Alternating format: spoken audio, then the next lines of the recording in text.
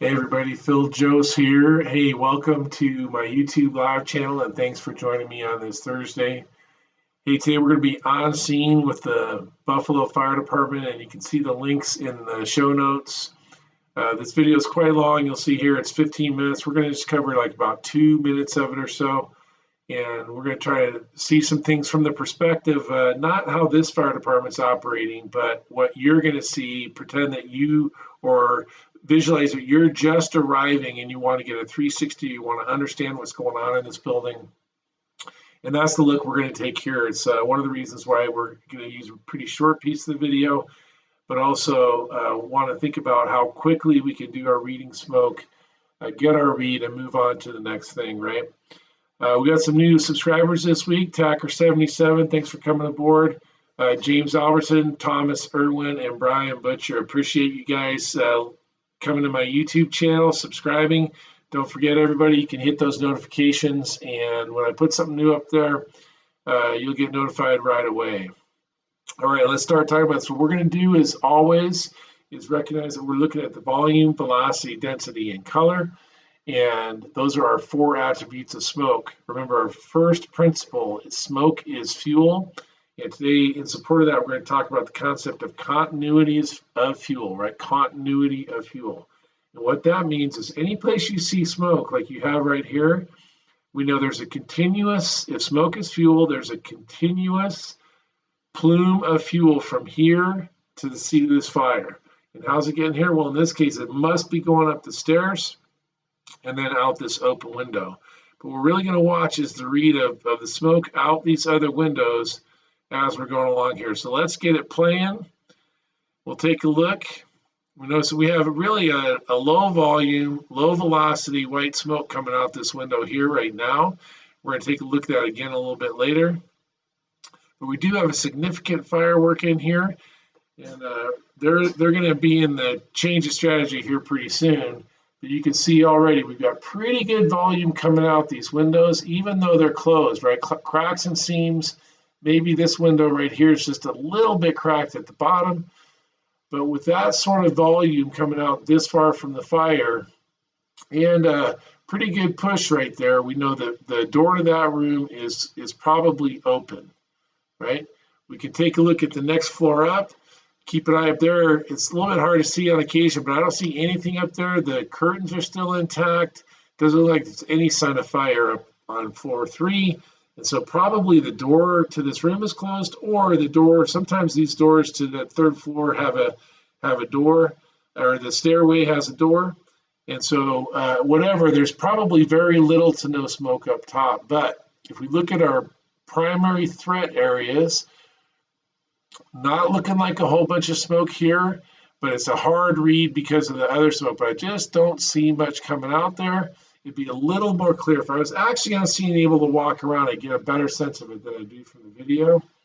But now we can see, yeah, we've got a pretty good push coming out this window. That smoke has changed to black. It's a much higher volume. And look at the velocity now. It's turbulent coming out there. And so we know we have a continuity of fuel right from there to the seat of the fire. These two windows, the door's probably open to that room, which means at least this half of that upstairs is a pretty high risk for our civilians.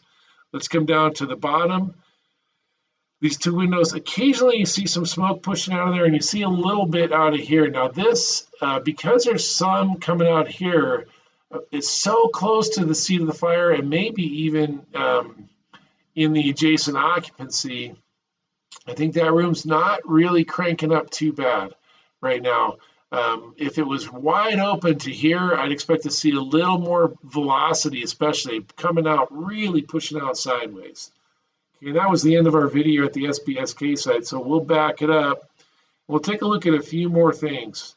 Okay, we look here at the 3-minute 20 mark, and we can see backed it up. It didn't stop it quite soon enough there, but we can see right here on this window, man, really low volume, low velocity, relatively thin white smoke, really laminar coming out of there, not much heat. We can go back just 1 minute, go back to this 2-minute mark and see the same thing. Actually, before that fire gets going, white laminar smoke, right?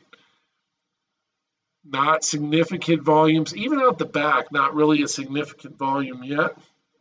And light color, low volume and low velocity out the back. We go forward just 1 minute up to that 3:15, 3:30 minute, 3:30 mark, and we can see pretty significant change in the fire behavior. Okay, so just remember that 1 minute on the fire ground is pretty significant if we're not applying water to the seat of the fire. And we need to be able to project. One of the things that reading smoke does for us is allows us to project what we think is going to happen from what we're seeing now. Okay, in this case, we're getting a quick read of first floor, second floor, and third floor conditions on our way around this house while we're doing a 360 or something like that.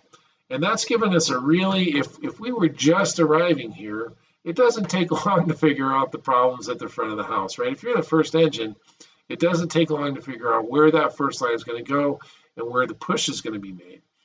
But by seeing these other things, we can start to think about, we can start to project out, okay, if we get the fire knocked down, where do we want to search first? If you're the truck coming in, can you operate on the floor above? Those sorts of things that we want to start to see by doing some reading smoke. Okay? All right, so once again, as we're looking at these things, remember volume, velocity, density, color, right? We have a high volume, high velocity, thick black smoke, turbulent smoke ends up coming out of this window. We've got good push, which means good velocity, high energy coming out around these closed fixtures. Remember, it's having to push out around the seams and the cracks of this window, which gives you a pretty good indication. There's a lot of energy there. And then up here on the third floor, when it clears, we can see that there's really nothing coming out here. And now pretty far into it, we're starting to see some push around the cracks and seams of this one. So if we get this fire knocked down, this is going away, right? If we hit this smoke here is going away. If we don't hit this, we're going to have fire out this window in not too long. All right, everybody. Hey, I want to thanks to the Buffalo Fire Department for this video and giving us the opportunity to train as if we're first in, even though they're in the middle of a transition themselves, right? As we're looking at these things, remember you can join me every Wednesday. I'm posted on the SBSK Facebook page, and then you can join me Thursdays here at 2 o'clock Eastern Time. Hit your notifications for these YouTube live sessions for a little more in-depth. If you have questions or comments, go ahead and get them in the comments section or just send me a message and we'll take care of it. All right. With that, thanks to everybody. We'll see you next week. Reading Smoke with Phil Jose, out.